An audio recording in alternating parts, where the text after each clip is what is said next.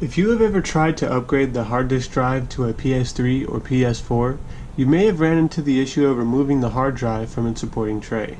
Or maybe you are currently having that issue and that's what led you to this video. Either way, you've come to the right place and I'm going to show you how to set it free.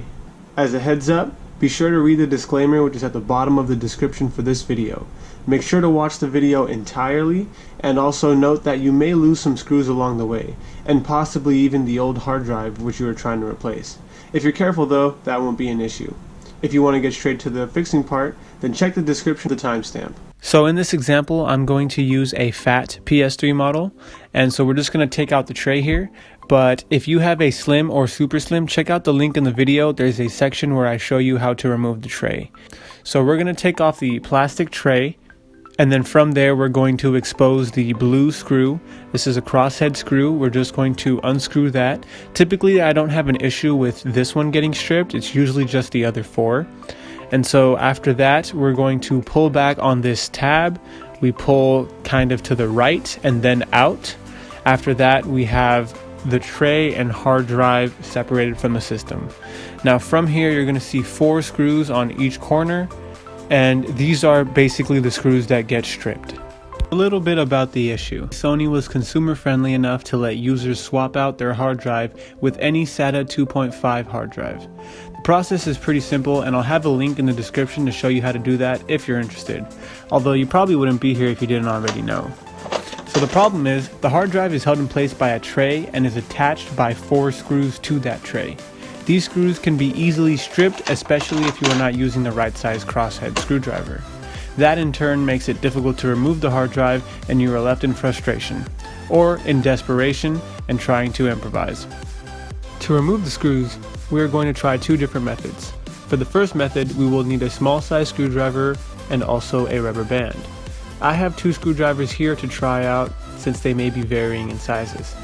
Also, make sure that you use a thicker rubber band and not a thin one. For the second method, we will need a power drill, a bolt extractor kit, and optionally a T-handle. I'll leave links in the description to all the items that we use. As you can guess, this will be a more nuclear option. So I have in front of me 3 different hard drives, but they're all from a PS3. Basically they all have differing trays, and it's based on the model. So if you have a fat PS3, it'll look like this.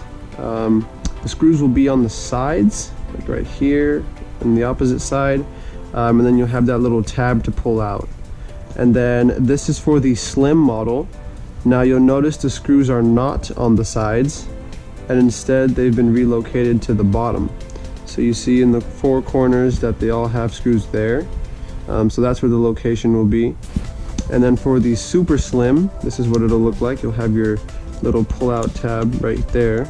And then again, they will not be on the side for the super slim, they will be at the bottom. So if we go back and take a look very quickly, you can see that I've already stripped this screw right here in this corner. I used the second method to get this one out. And so now I'm going to really be demonstrating on this one right here. But you'll notice that they have like bigger crosshead divots, so they're a little more easier to get out. It's also same with the slim model. The crossheads you'll see are fairly pronounced. But now if you take a look at the super slim model, you have little tiny stars that can barely even be dug into with your screwdriver. One good thing though is that they do have springs at the bottom to help kind of push them up once you do get them free. But yeah, I'm going to mainly be working on the fat one, but this method will work for all of them. The first method is pretty straightforward. We use the extra grip from a rubber band to fill in along the screw and push in and give it a tight turn. It's a simple trick but worth trying before we move on to the second option, which has no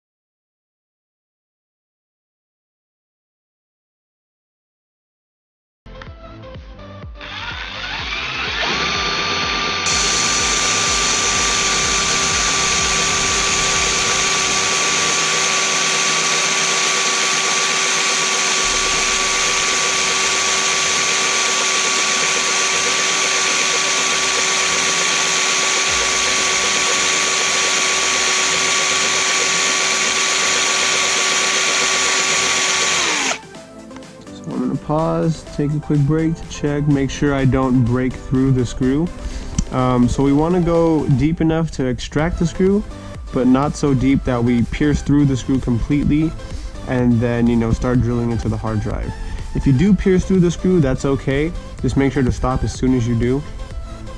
And that way you won't, you'll be able to still use your hard drive if you plan on it. Otherwise, if you don't care, you might just drill straight through it.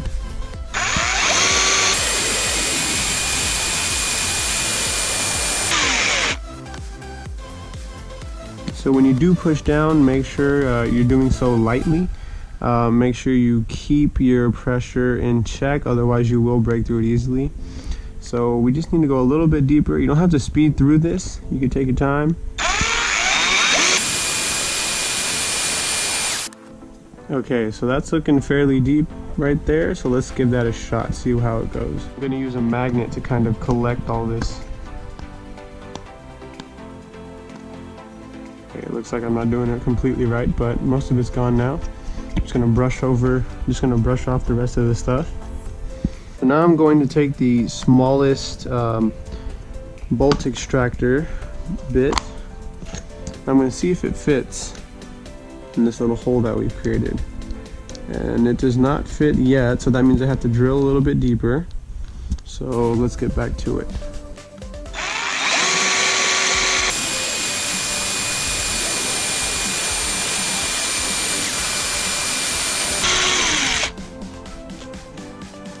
Okay, so now we've opened it up a bit more. Our bolt extractor fits. So what we're going to do is we're going to use our little T-handle and we're going to put the little bolt extractor inside. Now this way we can push down on it and twist. So we're going to twist to the right.